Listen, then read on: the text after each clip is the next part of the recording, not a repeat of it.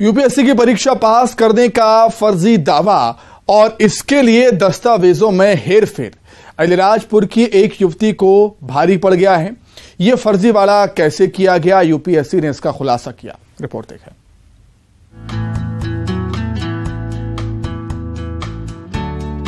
हाल ही में यूपीएससी का रिजल्ट जारी हुआ। देश की इस सबसे सम्मानित परीक्षा में सफलता हासिल करने वाले परीक्षार्थियों ने जश्न मनाया, लेकिन एमपी में इस रिजल्ट ने ऐसा कंफ्यूजन खड़ा कर दिया कि सब हैरान रह गए। एक रोल नंबर पर 2 परीक्षार्थियों ने दावा कर दिया है। इनका नाम भी एक जैसा ही था। देवास की आयशा फातिमा और अलीराजपुर की आयशा मकरानी। यूपीएससी के रिजल्ट में आयशा फातिमा को 184वां रैंक हासिल हुआ था, लेकिन आयशा मकरानी ने दावा किया कि परीक्षा पास करने वाली परीक्षार्थी वो है। ये भी दावा किया गया कि यूपीएससी की गलती से दोनों को एक ही रोल नंबर दे दिया गया। इतना ही नहीं, आयशा मकरानी ने यूपीएससी की ओर से आए कथित ईमेल का हवाला भी दिया, जिसमें लिखा गया था कि कैंडिडेट्स के नाम एक होने की वजह से उसका नाम आयशा फातिमा कर दिया गया है। अब भला यूपीएससी ऐसी गलती कैसे कर सकता है? और हकीकत भी यही है। रिजल्ट में कोई गड़बड़ी नहीं थी। यूपीएससी ने खुद इसकी जानकारी दी है और ये भी बताया कि किसने फर्जीवाड़ा किया है। यूपीएससी की परीक्षा में 184वां रैंक हासिल करने वाली कैंडिडेट आयशा फातिमा है। आयशा मकरानी ने तो प्रारंभिक परीक्षा तक पास नहीं की थी। अब सवाल है कि इतना बड़ा कंफ्यूजन हुआ कैसे?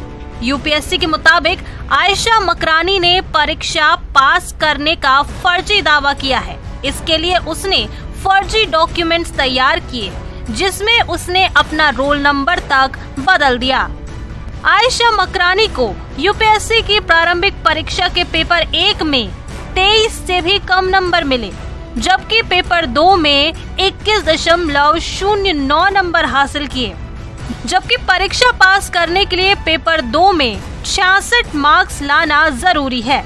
यानी कि आयशा मकरानी प्रारंभिक परीक्षा में ही फेल हो गई, जबकि आयशा फातिमा ने 184वां रैंक हासिल किया है।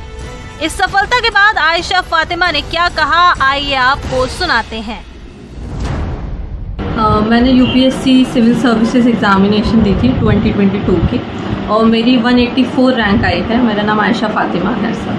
अच्छा, जो आपने एग्ज़ाम दी थी इसमें किस किस का योगदान रहा आपको सफलता दिलाने के लिए, और किसकी प्रेरणा से आपने आज एग्ज़ाम पास?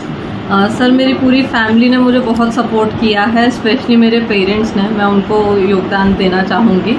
और इसके अलावा सर, इन्होंने मुझे पुश किया कि आप में एक एबिलिटी है इस चीज़ को पाने की, तो वो मुझे काफ़ी हेल्प करी सर ओवरऑल। कितने घंटे आपने पढ़ाई करी थी और दूसरे बच्चों को क्या संदेश देना चाहते हैं आप इसको लेकर? सर, ऑन एन एवरेज मैंने 10 से 12 घंटे पढ़ाई की ही थी। अगर कभी रेस्ट भी लेना रहता था तो मिनिमम 10 तो जाता ही था। और इसके अलावा फिर मेंस, क्योंकि ज़्यादा पेपर होते हैं, 9 पेपर्स होते हैं क्रॉस मेंस, तो उसमें बढ़ानी पड़ी थी और 14 to 16 आवर्स जाती थी उसमें। फिर बाकी मतलब ओवरऑल 10 to 12 और स्पेशल डेज पे 14 to 16 जाती थी। अच्छा, आपने का शुरू से लक्ष्य बनाया था कि आपको यूपीएससी की एग्ज़ाम देना है बचपन से ही? सर, एक ये था कि सोसाइटी के लिए काम करना है, वेलफेयर के लिए काम करना है।